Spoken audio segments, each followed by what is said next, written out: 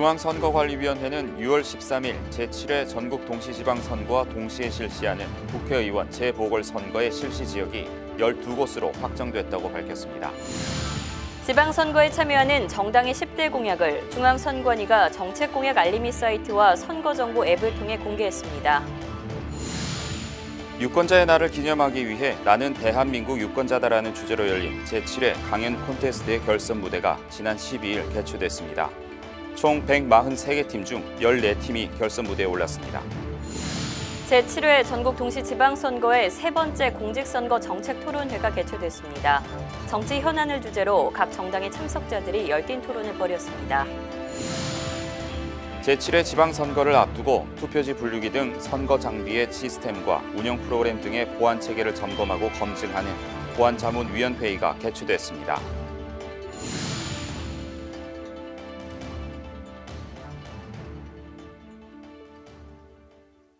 시청자 여러분 안녕하십니까?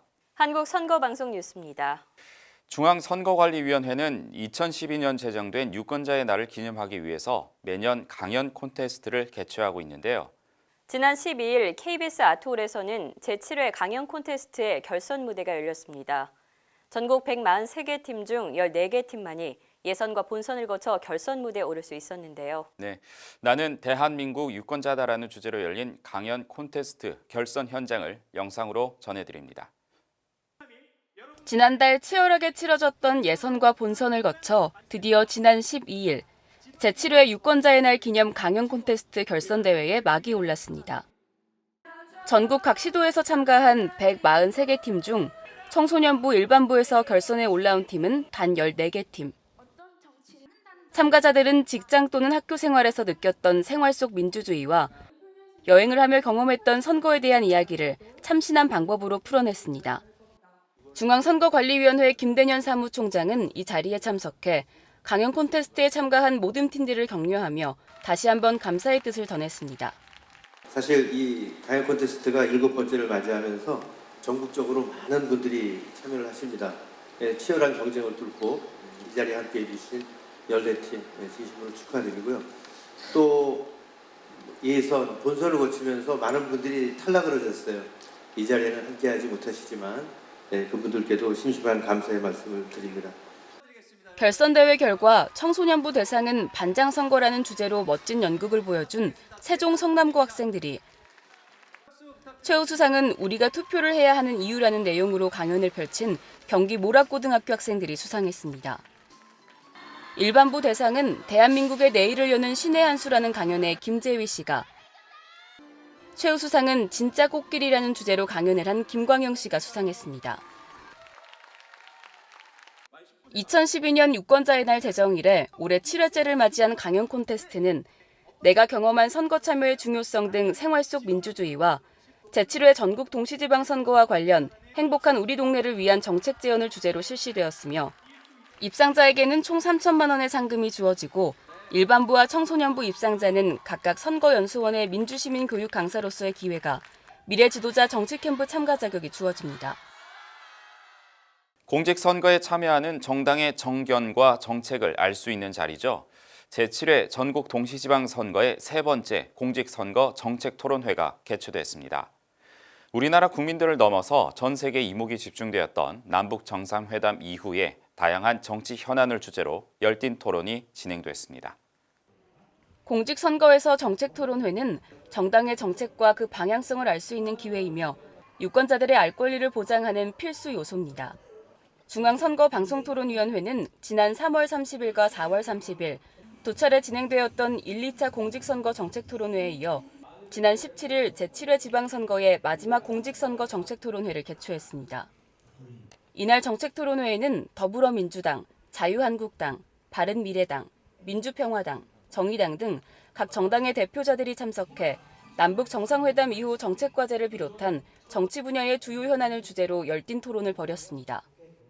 공직선거 정책토론회는 공직선거법 제82조의 3에 따라 실시되며, 해당 조항에서는 중앙선거방송토론위원회가 선거일 전 90일부터 후보자 등록 신청 개시일 전일까지 국회에 5인 이상의 소속 의원을 가진 정당과 직전 대통령 선거, 비례대표 국회의원 선거 또는 비례대표 시도의원 선거에서 전국 유효 투표 총수의 100분의 3 이상을 득표한 정당의 대표자 또는 대표자가 지정한 자를 초청해 월 1회 이상 정책토론회를 개최하도록 명시하고 있습니다.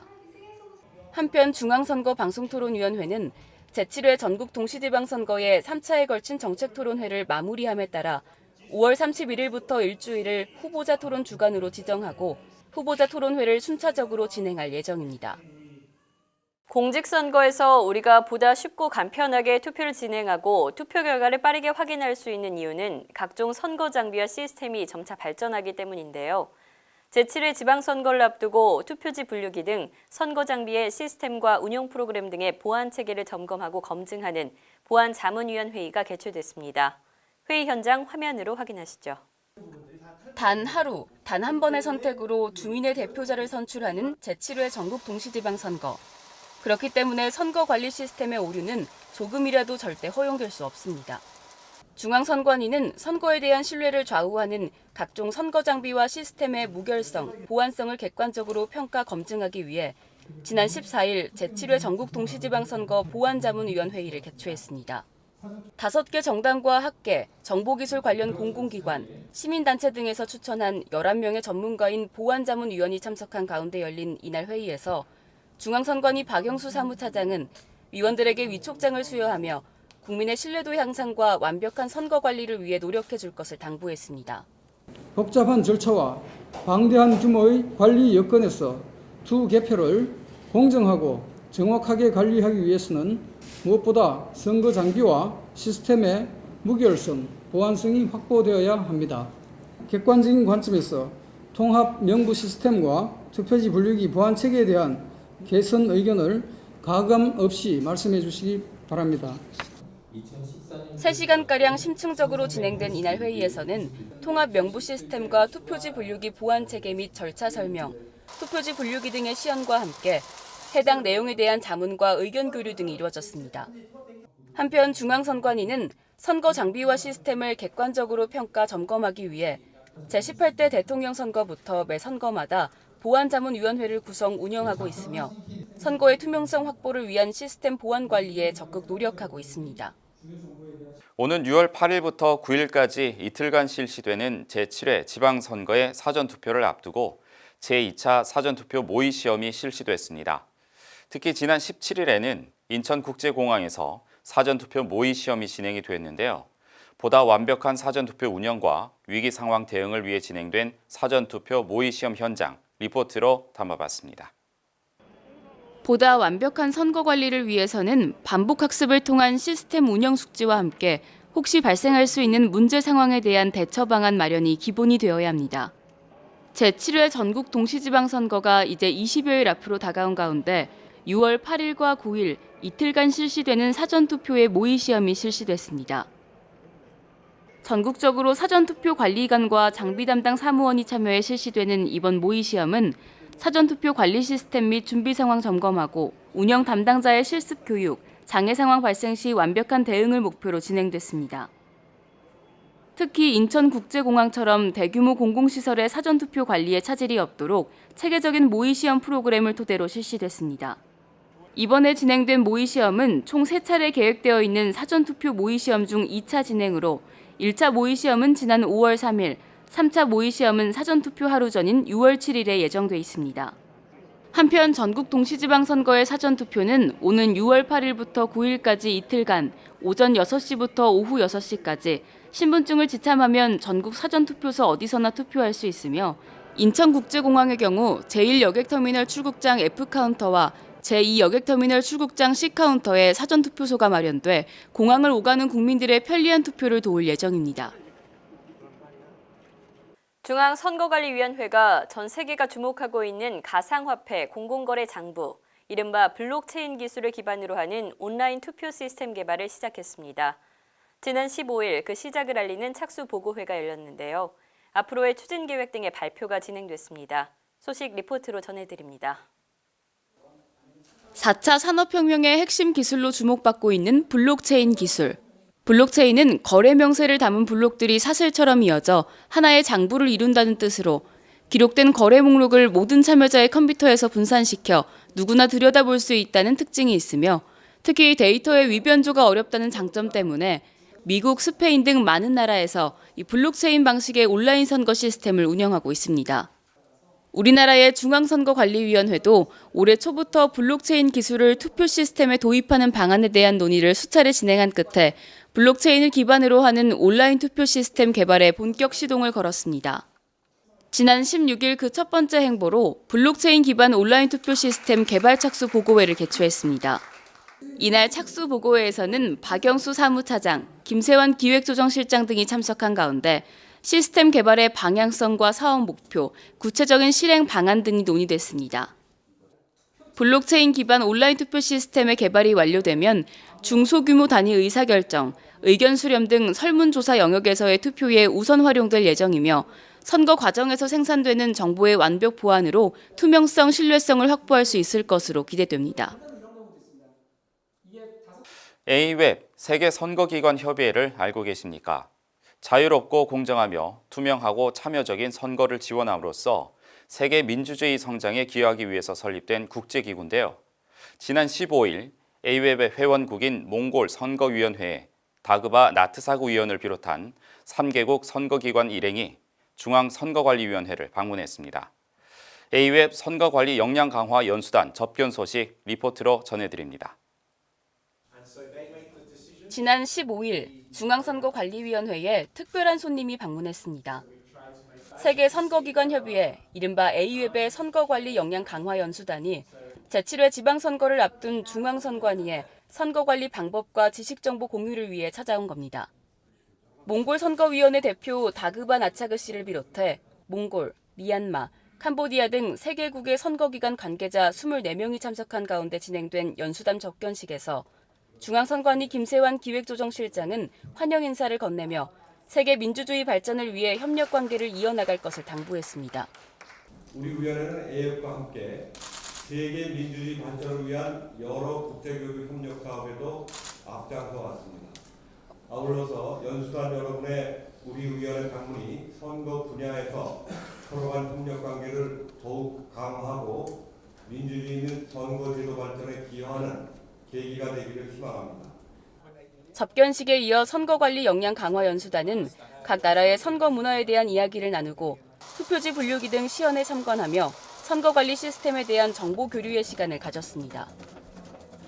한편 세계선거기관협의회 A웹은 각국의 선거기관과 다양한 교류를 통해 자유롭고 공정하며 투명하고 참여적인 선거 문화를 만드는 데 이바지하고 있으며 2011년 중앙선거관리위원회의 제안으로 2013년 설립됐습니다.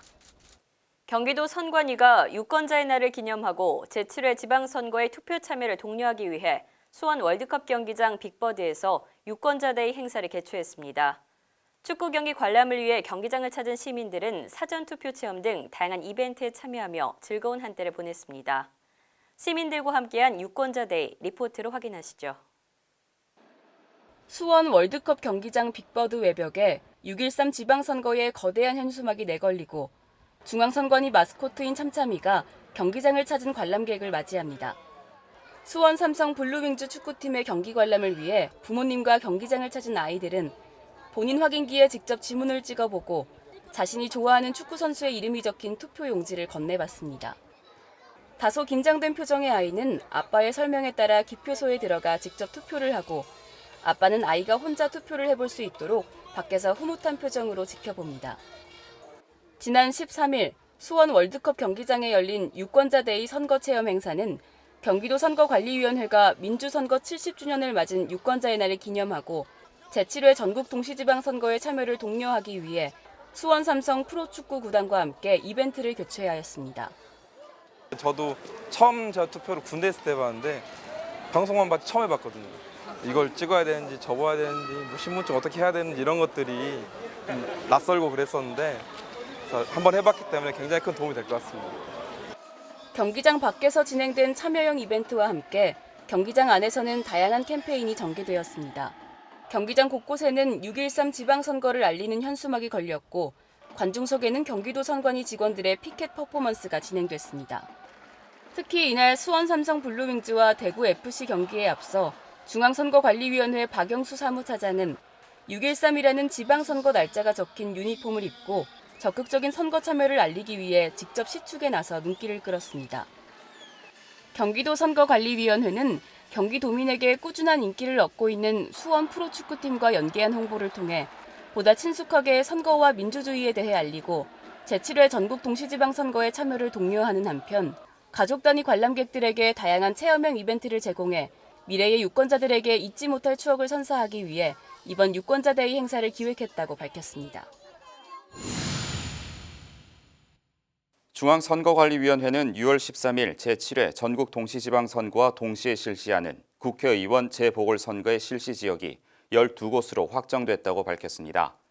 당선 무효에 따라 재선거가 실시되는 선거구는 6곳으로 서울 송파구 을, 광주 서구갑, 울산 북구, 충북 제천시 단양군, 충남 천안시 갑, 전남 영암군, 무안군, 신안군이며 사직으로 인해 보궐선거가 실시되는 선거구는 서울 노원구병, 부산 해운대구 을, 인천 남동구 갑, 충남 천안시 병, 경북 김천시, 경남 김해시 을 이상 6곳입니다.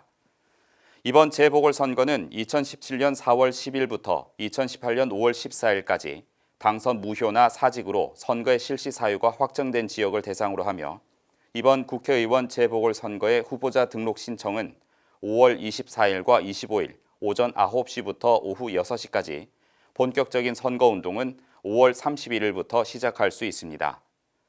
국회의원 재보궐선거가 지방선거와 동시에 치러지는 것은 이번이 처음으로 이에 따른 선거 일정은 지방선거와 동일합니다. 지난 16일 중앙선관위는 지방선거에 참여하는 정당의 10대 공약을 정책공약 알림이 사이트와 선거정보 앱을 통해 공개했습니다. 이번에 공개한 10대 공약은 지방선거에 참여하는 정당의 중앙당이 직접 작성해 제출한 것입니다.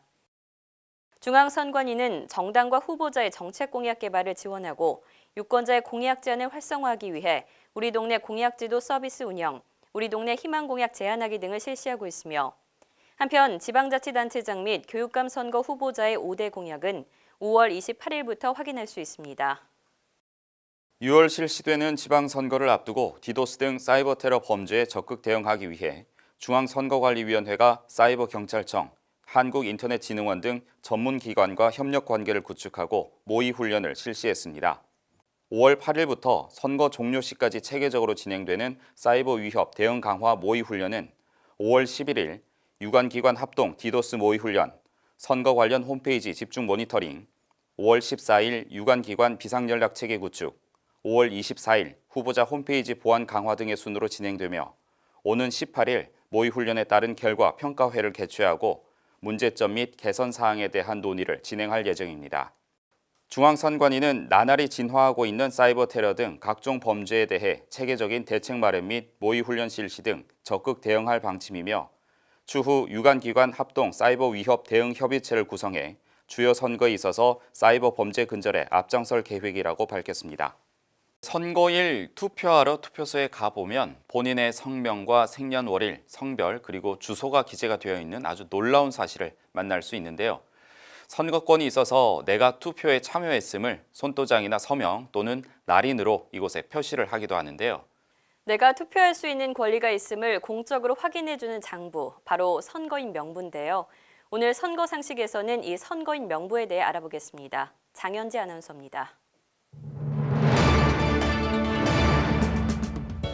소중한 나의 투표권을 행사하기 위해 투표소에 방문하기 전 꼭 챙겨야 하는 것이 있죠. 바로 나의 신분을 확인시켜줄 주민등록증, 운전면허증과 같은 신분증명서입니다. 투표소에 들어서게 되면 제일 먼저 이 신분증을 제시하고 나의 이름이 선거인 명부에 있는지 확인 절차를 받게 되는데요. 신분증으로 본인 확인 후 선거인 명부를 대조한 결과 이상이 없으면 서명란에 서명 또는 날인이나 무인을 하고 투표 용지를 건네받게 됩니다. 내가 해당 선거에서 선거권을 가진 사람이란 것을 확인시켜주는 선거인 명부. 오늘 선거 상식에서는 선거인 명부에 대해 알아보도록 하겠습니다. 선거권을 가진 사람을 확인하고 선거인의 범위를 형식적으로 확정하는 공적인 장부, 바로 선거인 명부인데요. 선거인 명부는 선거권이 있는 사람이 해당 선거에서 투표할 권리를 갖고 있는지를 확인함으로써 투표 과정에서의 혼란을 없애고 혹시 발생할 수 있는 이중투표로 인한 부정투표를 방지하기 위해 작성됩니다. 이런 선거인 명부는 그렇다면 누가 작성하는 것일까요? 선거인 명부는 선거가 있을 때마다 구시군의 장이 주민등록표에 따라 엄정하게 조사해 작성하도록 되어 있습니다. 선거인 명부 작성 기준일부터 5일 이내 관할구역에 주민등록이 되어 있는 선거권자를 투표구별로 조사해 작성하도록 돼 있는데요. 선거인 명부 작성 기준일은 대통령 선거에서 선거일 전 28일인 것을 제외하면 그 밖에 다른 선거에서는 선거일 전 22일입니다. 따라서 이제 며칠 남지 않은 제7회 전국 동시지방선거의 경우 6월 13일에 치러지기 때문에 5월 22일이 선거일 명부 작성 기준일이 되는 겁니다. 따라서 전입 전출이 예정돼 있다면 이 선거인 명부 작성 기준일을 잘 확인해야 합니다. 해당 지역에서 투표를 하기 위해서는 선거인 명부 작성 기준일에 해당 지역 관할구역에 주민등록이 되어 있어야 하기 때문인데요. 이번 선거를 예로 들면 선거인 명부 기준일인 5월 22일이 부처님 오신 날로 공휴일이므로 전입 처리가 불가해 5월 21일까지 전입 신고를 완료하면 전입한 지역에 선거인 명부가 등재되기 때문에 해당 지역에서 투표를 할 수 있으며 5월 23일 이후에 전입 신고를 하게 되면 전입한 지역의 선거인 명부에 등재가 되지 않기 때문에 이전 주소지에서 투표를 해야 하는 겁니다. 내가 선거인 명부에 올라 있는지 여부를 확인하고 싶다면 구시군청 홈페이지 또는 직접 방문을 통해서 확인 가능한데요. 선거인 명부 작성 기간 만료일의 다음 날부터 3일 동안 선거인 명부에 열람이 가능하며 인터넷을 통해 확인할 때에는 본인의 정보만 확인할 수 있습니다. 선거인 명부에 나의 이름이 누락되었거나 잘못 표기가 되었을 때는 이의 신청도 물론 가능합니다. 해당 구시군의 장에게 직접 말로 하거나 서면으로 이의 신청을 하면 되는데요. 이의 신청을 받은 구시군의 장은 이의 신청이 타당할 경우 선거인 명부를 즉시 시정하고 관할 선관위에 이 사실을 알려야 합니다. 만약 이의 신청이 받아들여지지 않았을 때에는 관할 선관위에 서면으로 불복 신청을 하면 됩니다. 열람 기간이 지난 후에 정당한 선거권자가 선거인 명부에 누락이 된 것을 발견하게 되면 별도의 등재 신청을 할 수 있습니다. 해당 구시군의 장 또는 본인이 직접 주민등록표와 같은 소명 자료를 선관위에 제출하면 되는데요. 이렇게 선거인 명부 열람과 이의 신청 등을 거쳐서 비로소 선거일 전 12일에 선거인 명부가 확정되게 됩니다. 선거인 명부는 2014년 통합선거인 명부의 도입으로 더욱 편리하게 국민들이 투표를 할 수 있도록 도움을 주고 있습니다. 통합선거인 명부는 구시군의 장, 즉 명부 작성권자로부터 송부받은 선거인 명부를 중앙선관위가 하나의 파일로 통합해 관리하는 시스템인데요. 이 통합선거인 명부를 통해서 전국 어디에서나 사전투표가 가능하게 된 겁니다. 선거인 명부에 이름이 올랐다는 것은 내가 진정한 이 나라의 국민으로 투표권을 행사할 수 있음을 확인받는 것과 같은 의미죠. 바쁘고 복잡한 세상, 더욱 편리하고 간편하게 투표를 할 수 있도록 통합선거인 명부를 통한 사전투표와 같은 다양한 제도가 마련되고 있는데요. 나에게 주어진 소중한 투표권, 바쁘다고 가벼이 넘기지 마시고 사전투표 등을 통해 꼭 행사하시길 바랍니다. 지금까지 선거상식 장현재였습니다. 이어서 간추린 뉴스를 전해드립니다.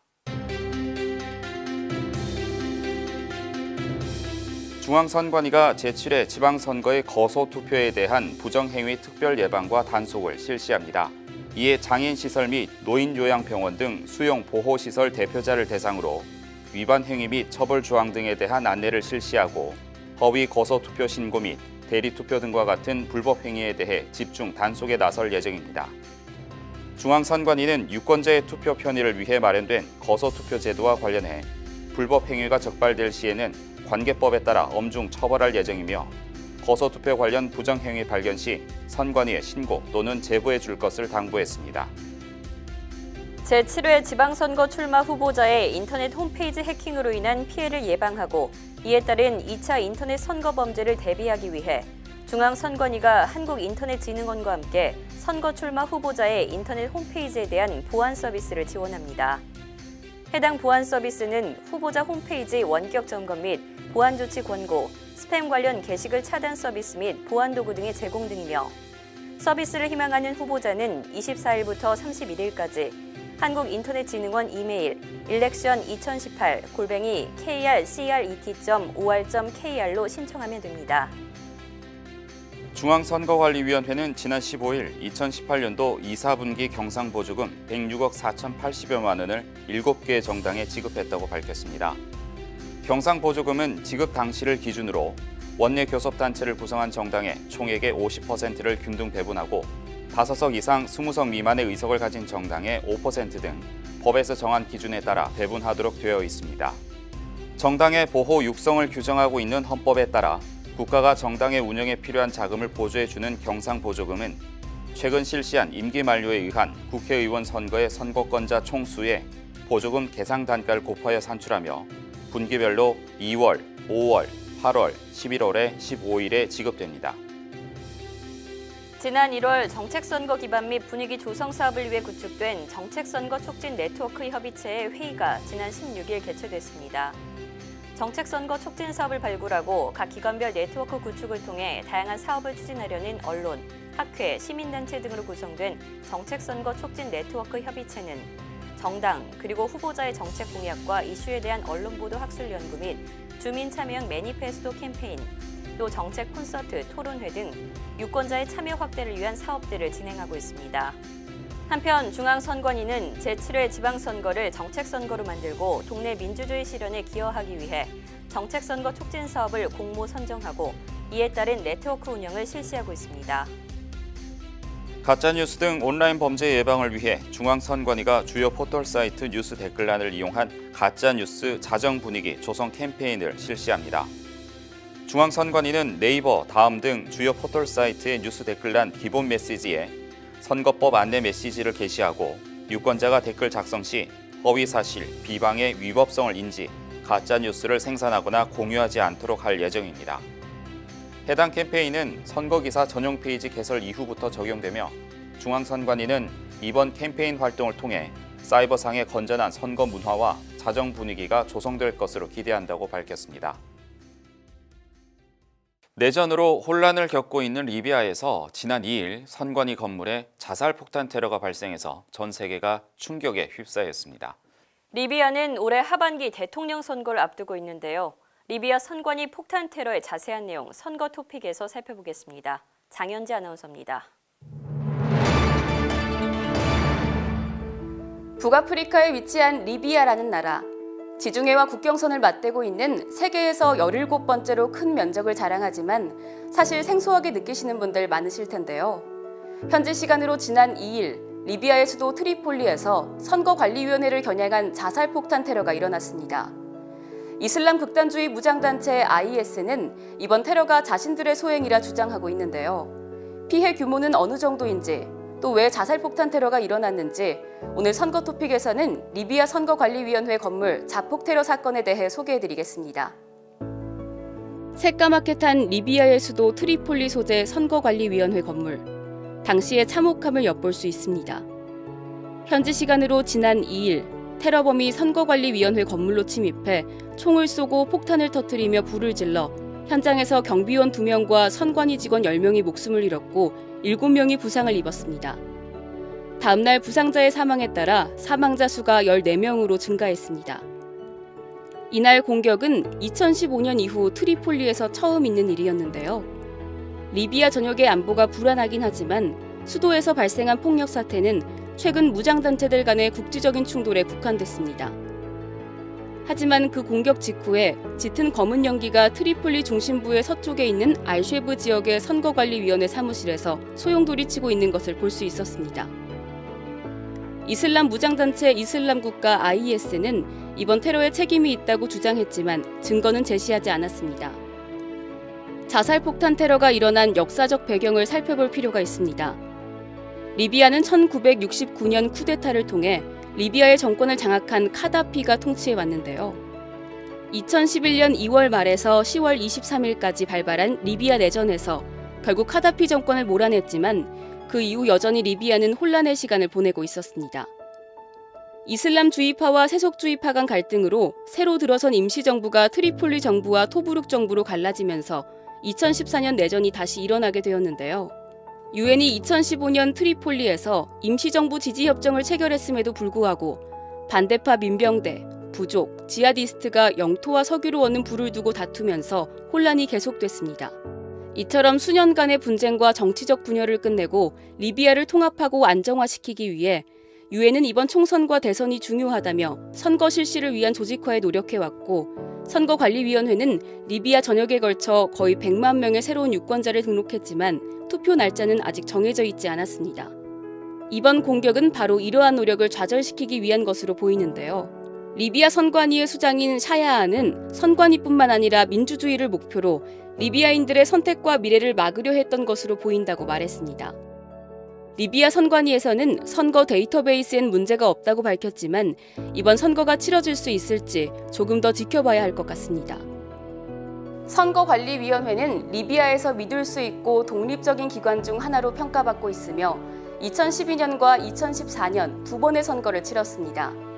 하지만 아직까지 리비아에서는 안정적인 선거를 치르기까진 많은 난관이 있어 보입니다. 너무나 당연해서 소중한 한 표의 의미를 생각해보지 않았다면 이번 리비아 선거관리위원회 자살폭탄 테러 사건을 통해 우리의 권리를 행사할 수 있고 또 우리 모두의 의견을 나타내는 중요한 척도인 투표의 의미를 다시 한번 생각해보시면 좋을 것 같습니다. 지금까지 선거토픽의 장현재였습니다. 선거 역사와 민주주의의 발자취를 따라가보는 역사 속 그날입니다. 5월 셋째 주 역사 속 그날로 이명훈 아나운서와 함께 떠나보시죠. 올해 초 중국에 역사 교과서 논쟁이 있었습니다. 바로 중국 현대사 최대의 재앙으로 평가받는 문화 대혁명에 대한 내용을 대폭 줄이고 비판하는 내용도 삭제했다는 보도였는데요. 건국 초기 혁명 정신을 되살린다는 취지로 시작했지만 10여 년 동안 계속되며 수많은 희생과 상처를 남겼던 문화 대혁명. 중화인민공화국 문화 대혁명이 시작된 역사 속 그날 1966년 5월 16일로 함께 가보시죠. 중화인민공화국 중국은 1949년 공산주의자 마오쩌둥의 주도 아래 수립됐습니다. 마오쩌둥은 이후 공산주의에 입각한 여러 개혁 정책을 실시했는데요. 하지만 식량 자급자족과 철강 증산 등을 목표로 1958년부터 2년간 실시한 대약진 운동이 참담한 실패로 끝나면서 경제적 대위기가 찾아왔고 수천만 명이 굶주리는 사태까지 발생했습니다. 이에 결국 마오쩌둥은 주석에서 내려오게 되는데요. 새 공산당 지도부인 류샤오치, 덩샤오핀 등은 무너진 민생 경제를 회복하기 위해 자본주의 정책의 일부를 채용했고 그 정책이 실효를 거두면서 마오쩌둥은 권력의 위기를 느끼게 됐습니다. 마오쩌둥은 아내 장칭과 린바오 국방장관 등 급진 세력을 결집하고 부르주아 세력의 타파와 자본주의 타도를 외쳤고 이를 위해 청소년이 나서야 된다고 주장했습니다. 이 무렵 중국에서는 공산당에 충성하거나 열심히 공부하면 성공할 것이라고 생각했던 학생과 지식인 등 젊은 층을 중심으로 불만이 커지고 있었는데요.